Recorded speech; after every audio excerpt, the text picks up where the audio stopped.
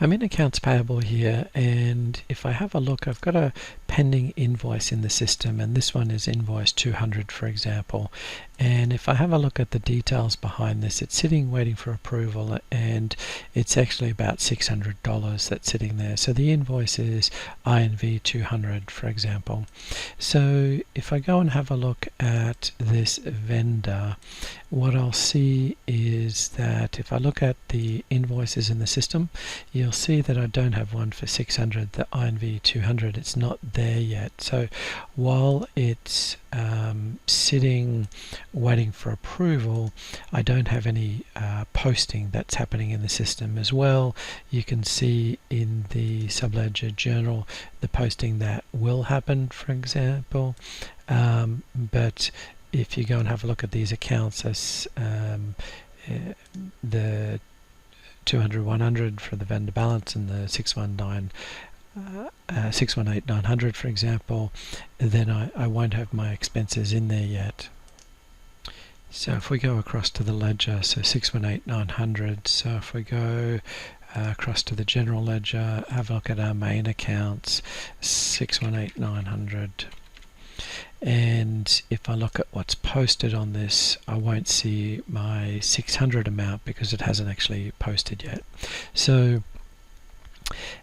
that's sometimes an issue, because when we produce a report, then our expenses might be understated, so we might want to show some sort of balance when we do a report. So let's have a look at how we could potentially get some sort of posting while waiting for those approvals.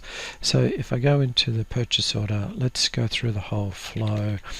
And in this case, we're going to put it in for this site and warehouse. Doesn't really matter for the accounting side of it. I'm going to put my category as cleaning, and I'm going to put the quantity as 1, and let's say it's 750, for example. So I'm going to confirm the purchase order, and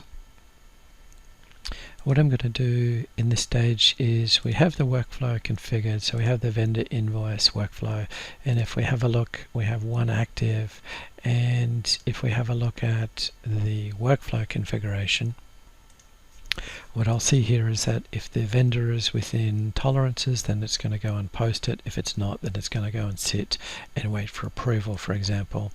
Now, if I just went and entered the pending, or the vendor invoice, so if I just went and entered the vendor invoice directly, then the workflow is going to go and trigger. But I want to get a posting to happen so I could get something in the ledger. So I'm going to go and use the invoice register, and so this is where I'm going to register that the invoice came in. So I'm going to go to my lines, and I'm going to go and find the account. So this will be our X300 with our vendor, and I'm going to say it's invoice 300, for example, and I'll say that it's 800, so it's $50 more than we were expecting.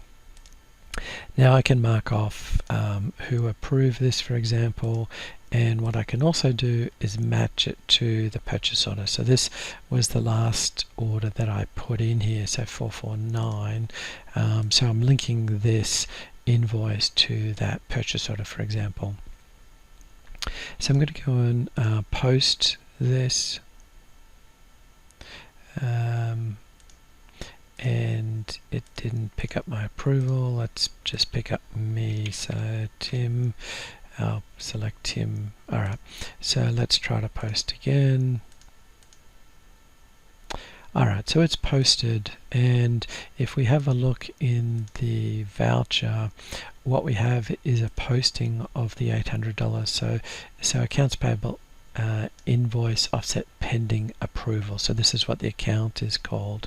So 200 125, and then invoice pending approval. So these are essentially some contra accounts sitting there that we can use to see the value of these invoices waiting for approval.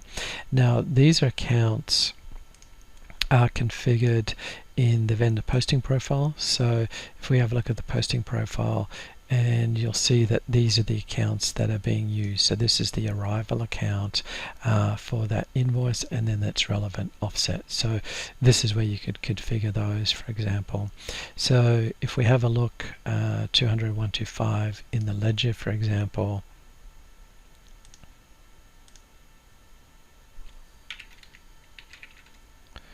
then this is the accounts payable offset, and if we have a look at posted, there's our $800 sitting there in the ledger. So I can use that to report against expenses that we know are there, but they're still waiting for approval, so they may or may not become actual expenses, or there's going to be some adjustment to them, for example.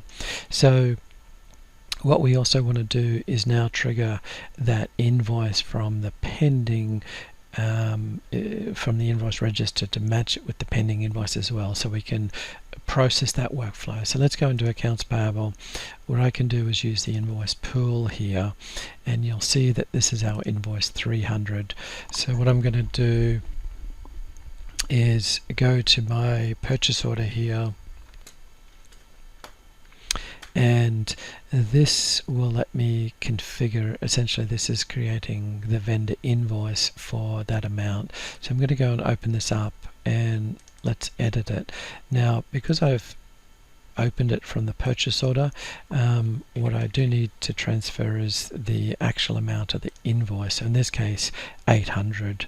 And then if we have a look at the matching, for example, then that's going to give us our discrepancy there. So we're going to invoice matching. So if I now submit this, it's going to sit there in workflow. So if we go back and have a look at our pending invoices, we'll see that we've got the invoice sitting there, and then of course the workflow will run. There's no posting necessarily on this invoice at this stage, but we have the registration for the amount of the invoice sitting there. So once the approval has happened and it's resorted, obviously this will post, and that arrival will be reconciled. So that's a quick look at how we can set up with a invoice approval flow with matching in the workflow. We can get some sort of posting by using the invoice register, so we can see the value of those invoices sitting there